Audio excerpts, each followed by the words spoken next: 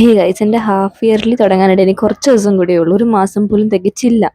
അപ്പം ഞാൻ വിചാരിച്ചു പ്രോപ്പറായിട്ട് സിലബസും കാര്യങ്ങളൊക്കെ എത്രയൊക്കെ ഉണ്ട്, ഓരോ സബ്ജക്റ്റിന് എത്ര സിലബസ് ചാപ്റ്റേഴ്സ് ഒക്കെ ഉണ്ട് കംപ്ലീറ്റ് ചെയ്യാനുള്ളതെന്നൊക്കെ വിചാരിച്ചിട്ട് ഞാനിങ്ങനെ എല്ലാ ചാപ്റ്റേഴ്സും ഇരുന്ന് എഴുതിക്കൊണ്ടിരിക്കുകയായിരുന്നു.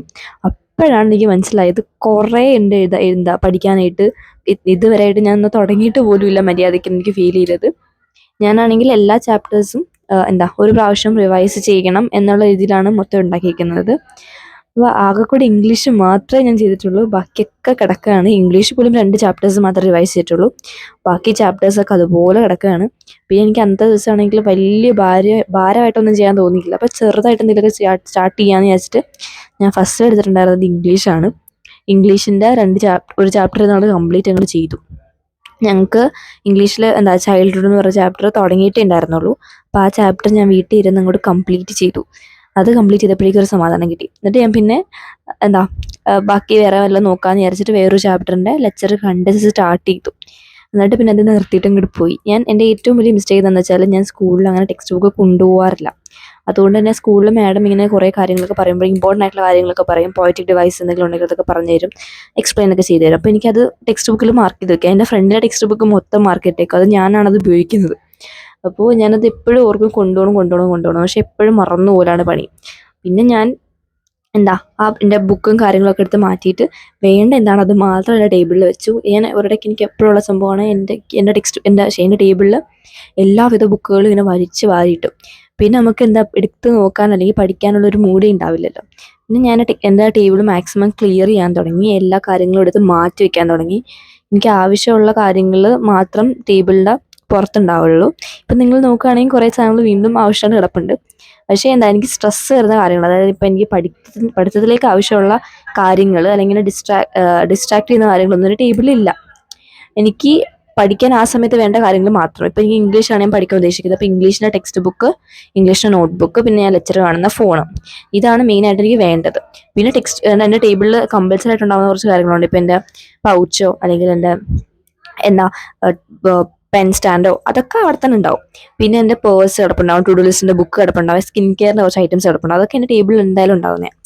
ബാക്കി ഉള്ള അല്ലാത്ത ഐറ്റംസ് ഒക്കെയാണ് ഈ പറഞ്ഞിരിക്കുന്നത്. ഈ നോട്ട് ബുക്ക്, ടെക്സ്റ്റ് ബുക്ക്, പിന്നെ എൻ്റെ ഈ ഫോണ്, ഇതൊക്കെ ഞാൻ അല്ലാണ്ട് എടുത്തുകൊണ്ട് വന്നിരിക്കുന്നത്. ഇതൊന്നും ഇനി എൻ്റെ ടേബിളിൽ കാണില്ല. അത് കഴിയുമ്പോൾ തന്നെ എടുത്ത് മാറ്റും.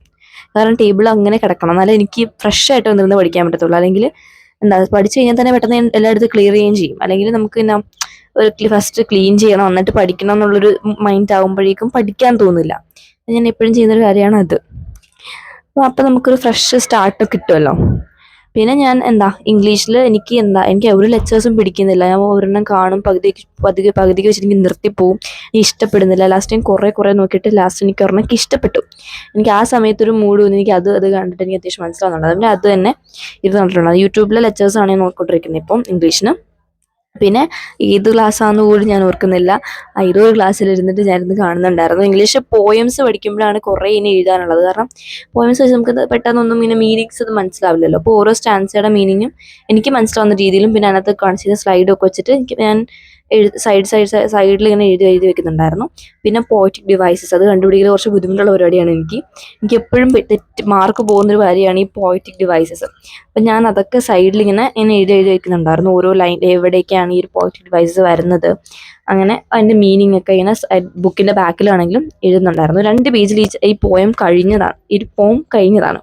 പക്ഷെ എന്നാലും ഞാൻ പക്ഷെ അതിന് കുറേ മീനിങ് ഉണ്ട്. ഇത്ര ചെറിയൊരു പോമാണെങ്കിലും അതിന് കുറേ മീനിങ്സും കാര്യങ്ങളൊക്കെ ഉണ്ട്. അപ്പോൾ അതിങ്ങനെ സൈഡിൽ എഴുതി വെച്ചില്ലെങ്കിൽ ലാസ്റ്റ് ഞാൻ വീണ്ടും റിവൈസ് ചെയ്യാൻ വേണ്ടി വരുമ്പോഴും പണിയാവും. അതായത് ലാസ്റ്റ് മിനിറ്റ് നമ്മൾ വായിച്ചു നോക്കാനൊക്കെ എടുക്കുമല്ലോ.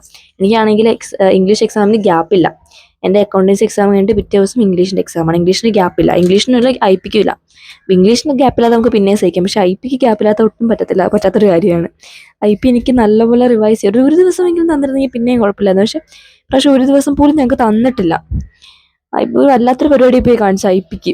ബാക്കി എല്ലാവർക്കും ഉണ്ട്, ബാക്കി എടുത്തേക്കുന്ന ആൾക്കാർക്കൊക്കെ കിട്ടും.